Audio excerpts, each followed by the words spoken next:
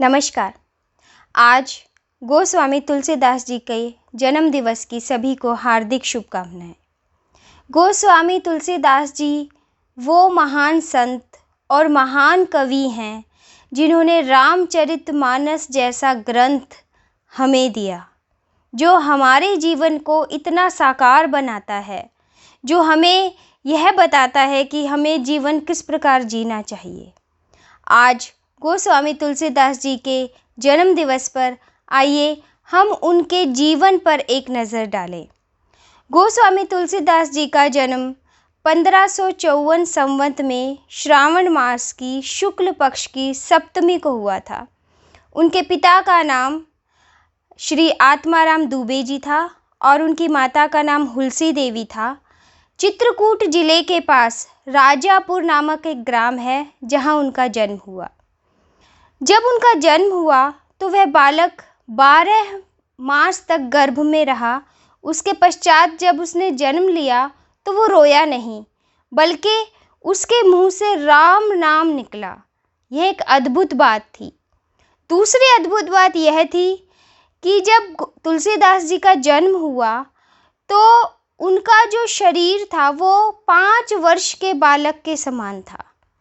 इस तरह से यह बड़ा अचंभित करने वाला वाकया था, जिसे देखकर तुलसीदास जी के माता और पिता दोनों ही किसी अनहोनी के भय से चिंतित हो गए और उन्हें चिंता रहने लगी कि इस बालक पर किसी का साया तो नहीं है, यह इतना विचित्र कैसे है।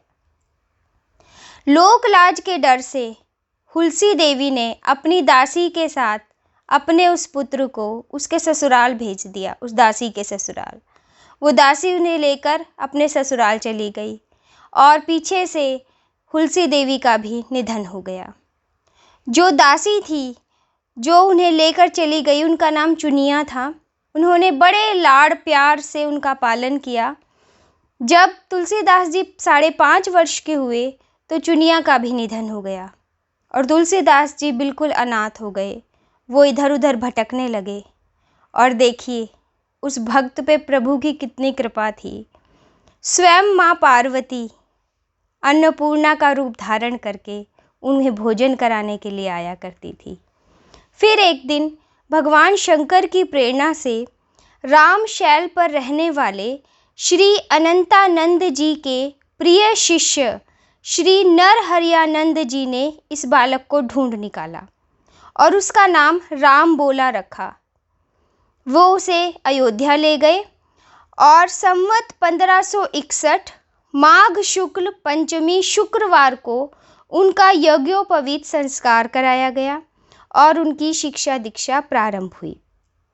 बालक जो है वो बहुत ही प्रतिभा के धनी थे। सब कुछ गुरु के मुख से बोलते ही सीख लेते थे और इस तरह धीरे धीरे उनका यश बढ़ने लगा।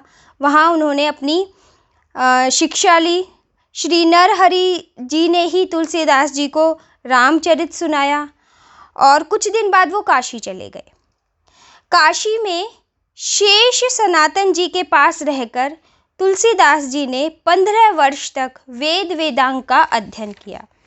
फिर उनके मन में यह बात आई कि जहाँ उन्होंने जन्म लिया उनके माता पिता कौन थे, उनका परिवार कौन था, उनसे मिला जाए। यह सब सोचकर वो अपनी जन्मभूमि पर गए। वहाँ जाकर उन्हें पता चला कि अब वहाँ कोई भी जीवित नहीं है।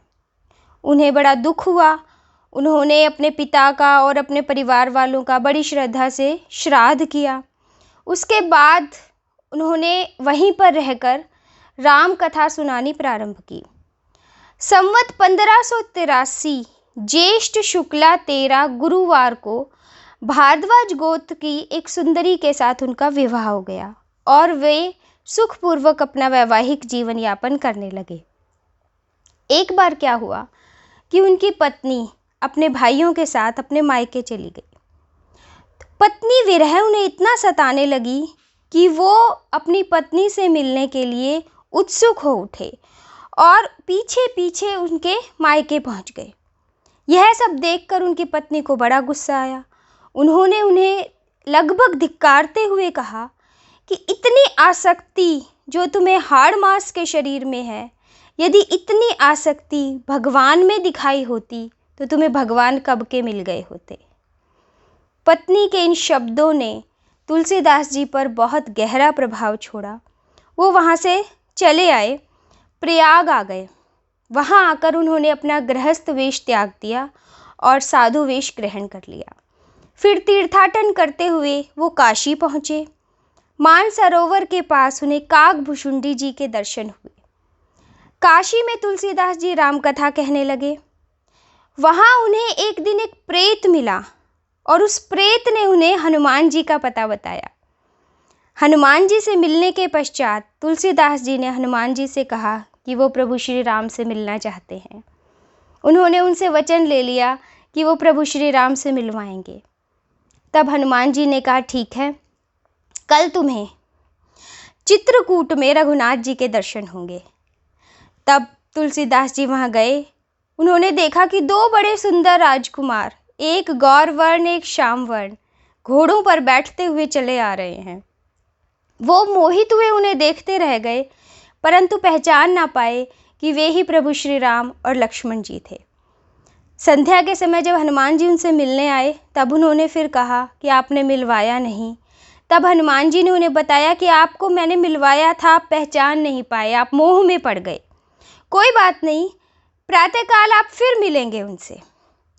प्रातःकाल चित्रकूट पर पहुंचकर राम घाट पर उन्होंने अपना आसन जमा लिया। तब एक दिन उन्होंने देखा, मौनी अमावस्या थी, उस दिन बुधवार का दिन था। प्रभु श्री राम पुनः प्रकट हुए। उन्होंने बालक रूप में तुलसीदास जी से कहा, बाबा हमें चंदन दो।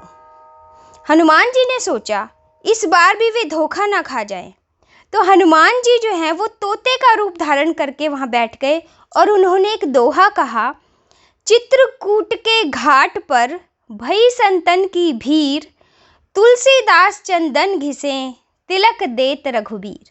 तुलसीदास जी समझ गए और वो प्रभु को देखते ही रह गए, खो गए उन्हीं में। तब भगवान ने स्वयं चंदन लेकर उनके हाथ से खुद को टीका किया और तुलसीदास जी को टीका किया और अंतर्ध्यान हो गए। उसके बाद हनुमान जी की आज्ञा से वो अयोध्या को चल दिए।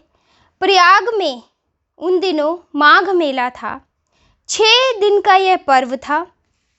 6 दिन के पर्व के पश्चात वहाँ उन्हें भारद्वाज और याज्ञवल्क्य मुनि के दर्शन हुए। उसके बाद वो काशी चले आए। काशी आने के बाद उनके अंदर कवित्व का एक स्फुरण हुआ और वो एक ब्राह्मण के घर में निवास करने लगे और वहाँ उन्होंने संस्कृत में पद्य रचना प्रारंभ की। लेकिन बड़ी अद्भुत घटना हुई।